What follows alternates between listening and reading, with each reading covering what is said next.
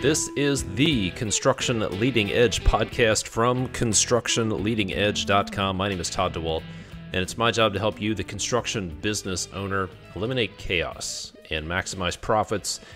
Today I want to talk about how your, quote, I don't wants are getting in the way of your, quote, I wants, and how you are handcuffed to your I don't wants. We'll also be talking about some of the most common hidden things you believe to be true about growing a business that aren't true. And then I'll also share my philosophy on business growth that might offend you. Some people are offended by this, but that's what we're going to talk about. So I was listening to an audiobook the other day, and the author was talking about this concept of how your I don't wants are handcuffing you from your I wants. And the example he shared was people would say, I want the freedom that comes from owning real estate. I want passive income. I want tax shelter. I want all of the benefits that come along with owning cash flowing real estate. But then what comes right behind that are the I don't wants. People say, yeah, but I don't want to fix toilets. I don't want to collect rent. I don't want to have to go find tenants. I don't want to have to evict people. I don't want to be the handyman. So what happens is there's the I want, and then the I don't wants come up. So in most cases, those people are immobilized by their I don't wants. They're handcuffed. Year after year, they think, I would really like to own real estate, but I don't want to fix toilets. I don't want to evict people. I don't want to have to replace carpet. I don't want to have to patch drywall. I don't want to be the handyman. And they watch other people build wealth. They follow, if you're like me, you follow people on Twitter who are buying real estate, whether it's industrial real estate, single-family rentals, short-term rentals, self-storage. You're seeing these people create wealth, getting their I wants while you're immobilized by your I don't wants. And I'm not talking about real estate today. I'm talking to you, the construction business owner. And here's what I found that construction business owners want. After coaching probably well over 100 people, and also interviewing hundreds, and after talking to hundreds of construction business owners, here's what I've found that they want. Number one is freedom. This may be the number one, the top thing people want. Freedom of time, freedom to select the type of projects that they work on, freedom to pick the kind of clients you work with, freedom to set your schedule, freedom to travel, freedom to take 2-week vacations, freedom maybe just to take a 3 or 4 day weekend, but freedom in a word. Number two is income, or maybe more specifically, to create wealth, to build a business that works for them. What you want, if you're like a lot of people, is you want to build a business that works for you, to take care of your family, also to create wealth for your team and their family as well. But number two is to create wealth. And then number three, if you're being honest and being really transparent with yourself, you want impact. You want to create impact. You want to be part of something bigger than yourself. You want to create a great place to work. You want to help people change their lives. You want to create a great experience, have an impact on your customers. You want to impact your community, maybe. Maybe there's a charity or a nonprofit. Perhaps it's your church. But you want to have impact. So those three things, this is based on hundreds of conversations with construction business owners: freedom, create wealth, and impact. And the reality is that requires growing the business. So this is when the I don't wants start popping up. You start getting peppered by the I don't wants. Maybe you're thinking, yeah, I want freedom. I want to create wealth. I want to have impact, but I know that, and I realize that requires growing the business, but I don't want fill in the blank. So here's a list of the I don't wants that I hear most commonly from folks who are considering growing their business. These are not people who have started a business, they're starting from scratch, but they've been at it for a few years and they have some success and they're considering taking the business to the next level, scaling the business up, hiring a team, getting out of the day-to-day operation, taking off some of the many hats, maybe some of all of the hats that they're wearing. And they say, I want the freedom and the wealth and the impact that comes from growing the business, but I don't want to give up control. I don't want to give up control. I don't want to have to work hard to pay more people. I don't want to have to go out and find more work to pay more people that I hire. I don't want to find things to keep people busy. That's how some people look at growing a business. They think, well, I'm just going to have to find more things for people to do. Another one is, I don't want to be responsible for their mistakes. My name's on the business, and I don't want to be responsible for their mistakes. Here's a really common one. I don't want to let people down. I don't want to go out and hire someone, and then they put their family's livelihood in my hands, and then for some reason I have to let them go because maybe I didn't do a good enough job hiring them. Maybe I didn't have enough work. Maybe I was wrong. Maybe I let them down, but I don't want to let people down. I don't want to train someone and then they turn into a competitor. I don't want to bring someone in, train them, show them everything I know, and then they become a competitor. They go out and compete with me. Does that sound familiar? I don't want to create a herd of dairy cows, figuratively speaking. I grew up on a dairy farm when I was a kid, and dairy cows have to be milked twice a day, 7 days a week. No days off. They require 7-day-a-week attention. And maybe you're thinking, yeah, I don't want to create this herd of dairy cows that I have to work for.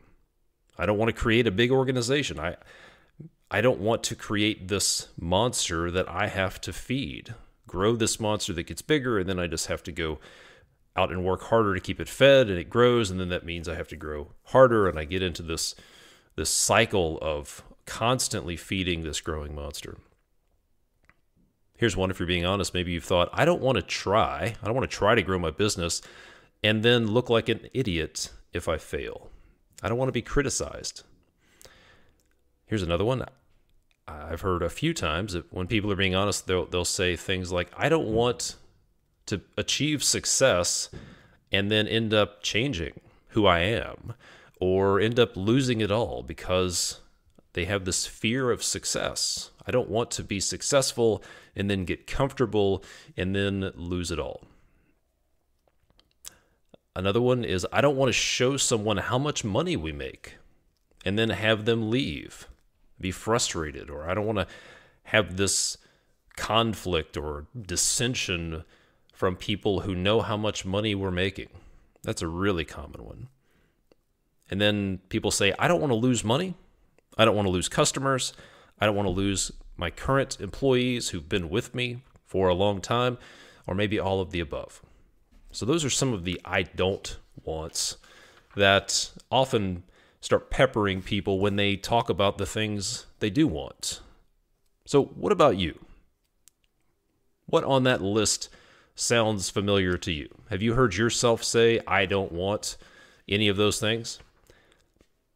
Is there something else you would add to the list? What else starts peppering you, starts popping up in your head when you think about, I want wealth, I want freedom, I want impact, I want the things that come along with growing my business? So let's talk about this. What is behind those I don't wants? What is behind? Where are they coming from? Are they based in reality? Are they myths? Are they genetic? Where are they coming from? Well, there's a saying from Mark Twain that goes like this. It ain't what you don't know that hurts you. It's what you know for sure that just ain't so. Let me say that again. It's not what you don't know that hurts you. It's what you know for sure that just ain't so. It's the things you believe to be true that just aren't so. That's what really hurts you. The things you know for sure, the things you believe, or as psychologists would call them, limiting beliefs. It's your limiting beliefs that are holding you back. Maybe you've heard the story of how circus elephants are trained. When they're little baby elephants, the trainer puts a rope around their foot, ties it to a steel stake in the ground, and the little baby elephant pulls and tugs and fights against the rope, and it's too weak to pull the stake out of the ground or break the rope. So eventually it just quits. It believes that it's futile, it's pointless to fight against the rope, and eventually it just gives up. Then the elephant grows, it gets bigger, it grows to full size, it grows to a point where it could easily just pull that stake out of the ground and maybe even break the rope.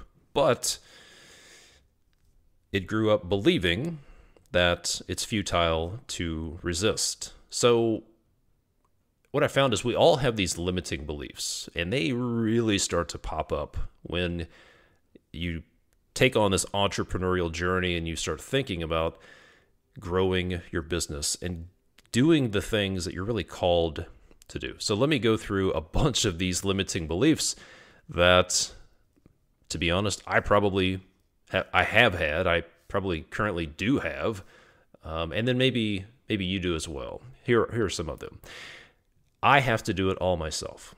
I have to do everything myself. That's a limiting belief. Another one is I have to be the best, fill in the blank. Or I have to be the only fill in the blank in my organization. I have to be the best salesperson. I have to be the best estimator. I have to be the best project manager. I have to be the face of the company. I have to be the best problem solver in the company. Another one is earning more money requires working harder or working more. A lot of people believe the only way to make more money is just to work harder, work more hours. Another belief is more people equals more stress and headaches. That there's this linear relationship between headcount in your organization and stress and headaches. The scarcity mindset shows up and says things like, there isn't enough, fill in the blank. There isn't enough work to go around. There isn't enough money. There aren't enough projects. There aren't enough customers. There isn't enough, fill in the blank. Then there's some I'm nots, like I'm not a good leader. I can't lead. I can't sell. I'm not good at motivating people. I'm not good at fill in the blank. A lot of I'm nots and I can'ts are limiting beliefs. Here's one that I actually hear this one a lot. It's the belief that shows up and sounds like my employees are here to help me. That it's my business and they're here to help me. Help me be successful. That it's all about me. That's going to limit your belief, because the people that want to join a team, they want to be part of something bigger than themselves, and they want to achieve their dreams.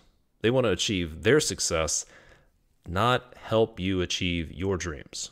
So watch out for the quote, they're here to help me, limiting belief.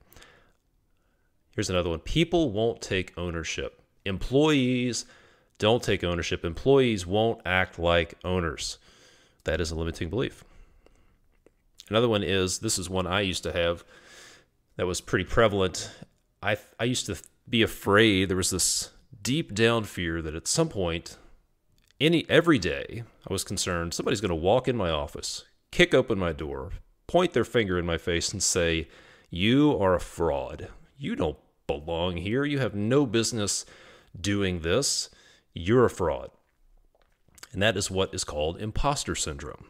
And that is a pretty common, very prevalent fear that people have, and it's a limiting belief.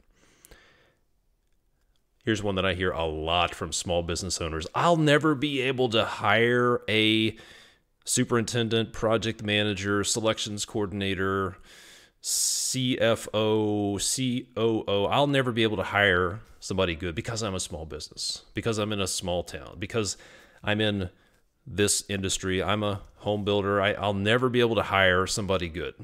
I hear this one a lot, and it's not true at all. I heard this one recently. Employees are dangerous. They're risky. They're a liability. Can you see how that one would affect your ability to grow the business? Yep. Here's one. I tried before. It didn't work, so it must not be meant to be. It's just not meant to be. It's not my destiny. It's not my fate. It's based on genetics or luck. It's based on something I don't have. Maybe another way to say it is I don't have what it takes to be successful. How about this one? I'm no good at fill in the blank, sales. I'm no good at training people. I'm no good at whatever.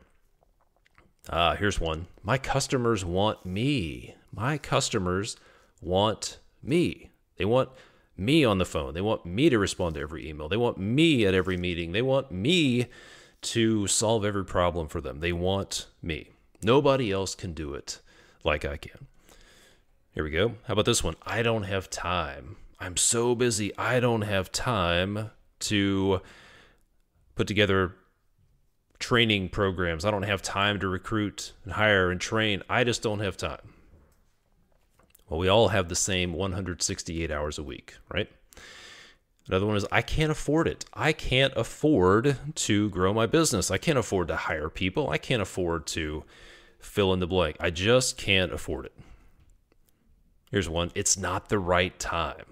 It's just not the right time. The timing's off because of the market, because of the economy, because of the president, because of the lumber prices, because of fill in the blank, oil prices, what's going on in Canada, what's going on at the border, tariffs. The time's not right. It's just not the right time. I'll do it, but just not right now. I'll tell you what, that's one of the biggest lies right there. I'll do it, just not right now. I'll do it when the time is right. Here's another one. I need to have it all figured out before I even start. I have to have the whole picture mapped out, every step.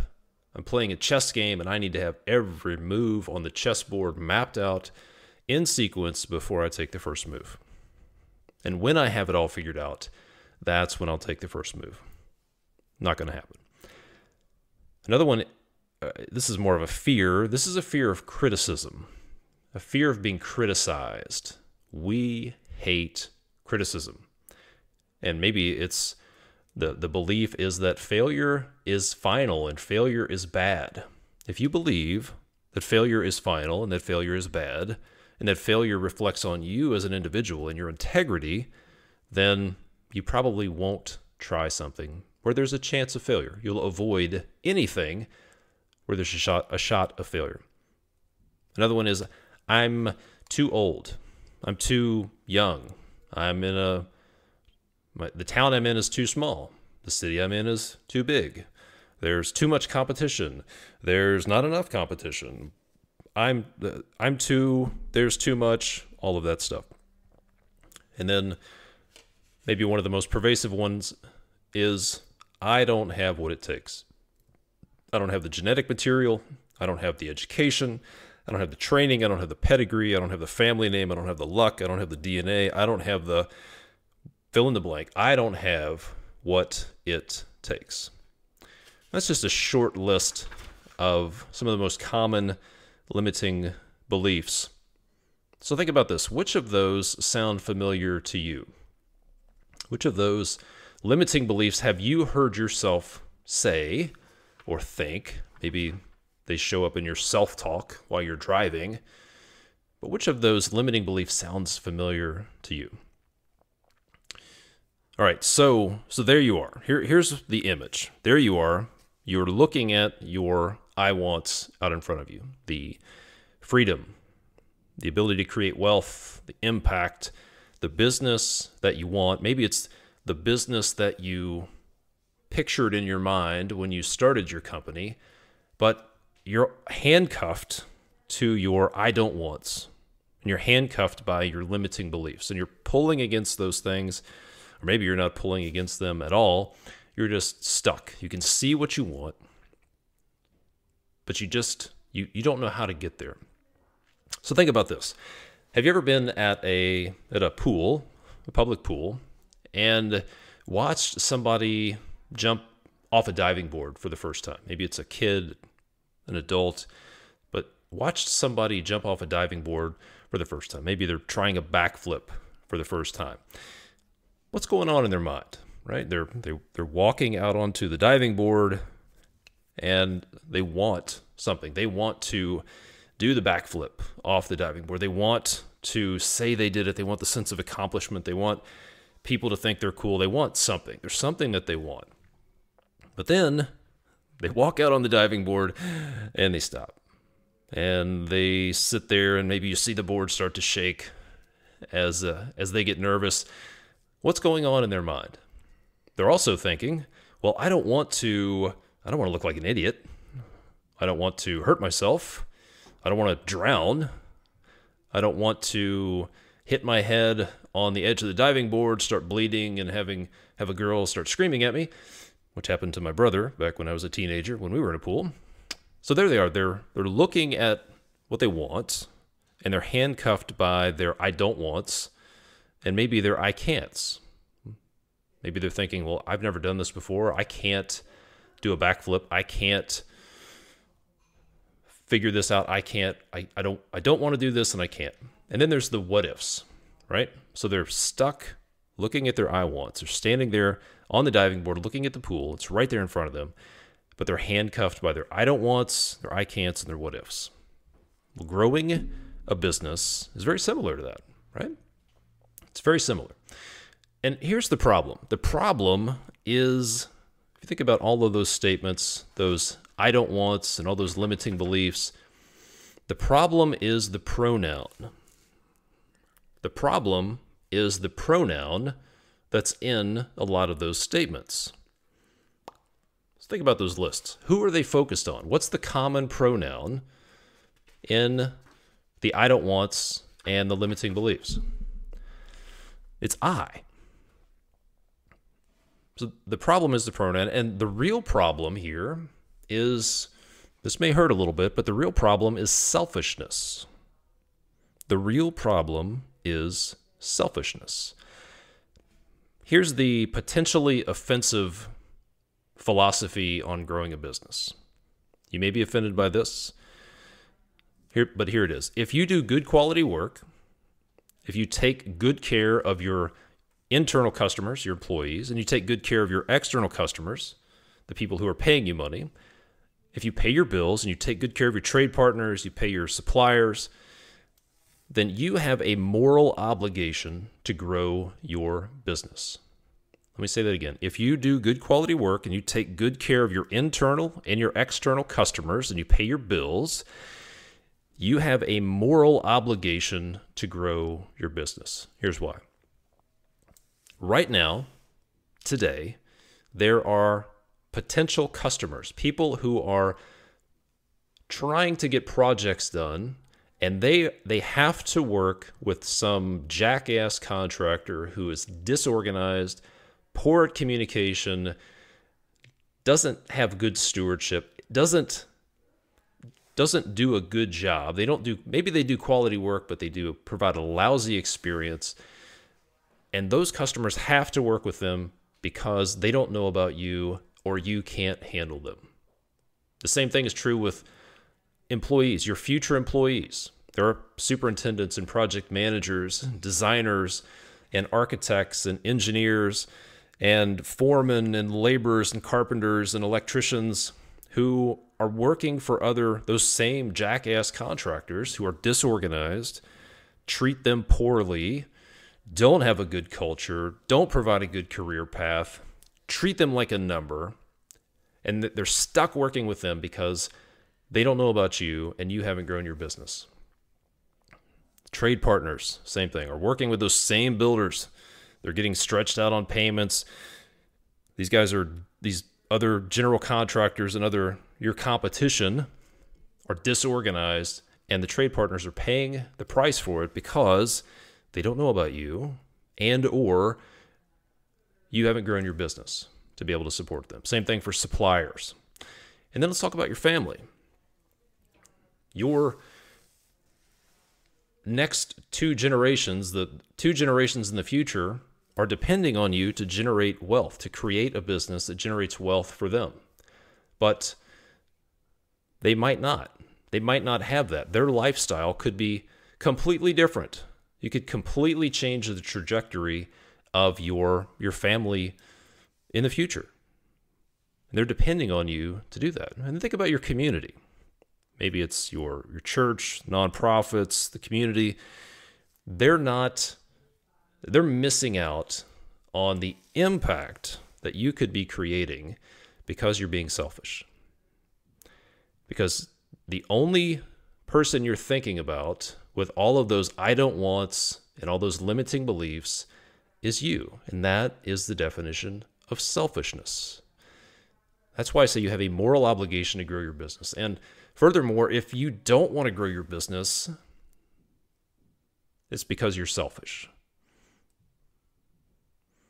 So, what's the best thing for all of them? What's the best thing for those customers, those clients who are out there working with other contractors, your future employees, the other people who could be working for you, the trade partners, the suppliers, your family, your community? What's the best thing that you can do for all of them? It's to grow your business so you can support them. Zi Ziglar shared a secret. Here's a secret that successful construction business owners and business owners in general have figured out, a lot of whom I've interviewed on this podcast. Zi Ziglar summed it up well with this quote. He said, "You can have everything in life you want if you will just help enough other people get what they want." You can have everything in life you want if you'll just help enough other people get what they want. So let's go back to that list of I wants.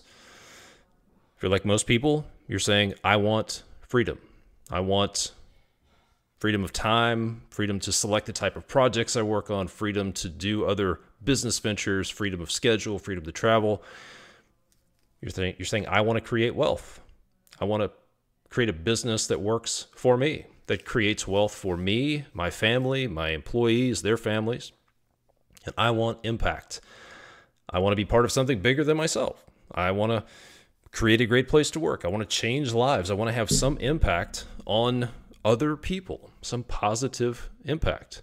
So the secret that Zi Ziglar laid out is that you can have all of those things. You can have the freedom, you can have the wealth, you can have the impact. In fact, the best way to achieve those goals is to grow your business. So the best way for you to get what you want is to help enough other people get what they want. So let me ask you this. Do you want freedom? And if so, what would that look like for you? What does that freedom look like? When I say freedom, what does that look like to you? And then, do you want to create wealth?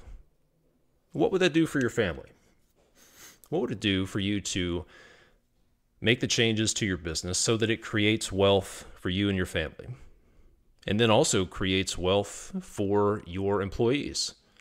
I heard an interview with a former CEO of Home Depot, and the interviewer asked him, what was the purpose or the mission statement of Home Depot? And without hesitation, he said that our purpose is to create wealth for our associates. To create wealth for our associates. And what about impact? What impact do you want to have? What impact do you want to have on the industry? What impact do you want to have on your community? Who are the people you want to help? What's a problem that just bugs you? Something that frustrates you? Something that maybe there's some issue where you're thinking somebody should do something. Something that bothers you. Chances are that's an area where you could and should be having some impact. All right, we're just about out of time. And let's go to action time, right? I'm all about implementation. I'm all about action, executing, doing something with this information. So grab a pen and paper, open up your phone, get somewhere where you can take a note. But I really want you to answer these questions. There are 3 questions. Hit pause if you need to on this podcast, but take the time and answer these 3 questions. Number 1, what impact do you want to have? When I ask that question, what's the first thing that pops in your head? What impact do you want to have? Number 2, this is an interesting exercise. Answer this question. What are some of the lies, the stories, the limiting beliefs that you've been listening to? The I can'ts or I'm not. Some of those limiting beliefs that I shared. But just take a minute and start writing those down. What are the limiting beliefs? If you believe employees are a liability, that they're risky, that they're a threat, write that down. You need to get this stuff out of your head. And it's incredibly helpful to put it on paper. And number 3 is my favorite question. What would it take? What would it take to go from where you're at to where you want to be? What does your company need to do? What changes do you need to make? What does the team look like 2 years in the future? How is it structured? What are you focused on? Who's accountable for what? And what are the first few steps you need to take to start moving toward your I wants? If you're scratching your head wondering about the answer to number 3, what would it take? What do you need to do? If you need some help with that plan, then I've put together an online workshop for you. I'm going to be running it live a couple of times. Then the replay is going to be available. And it's called Get Out of Your Business, How to Make It Run Without You this year. And here's what you're going to get out of this workshop. You'll learn your first few crucial steps if you want to spend more time working on your business instead of being stuck working in it. You'll walk away with the 3 things that you should do before making your next hire. You'll see a proven process to design your construction business for the future. You'll even find out how to motivate your team to take more ownership and solve problems without you.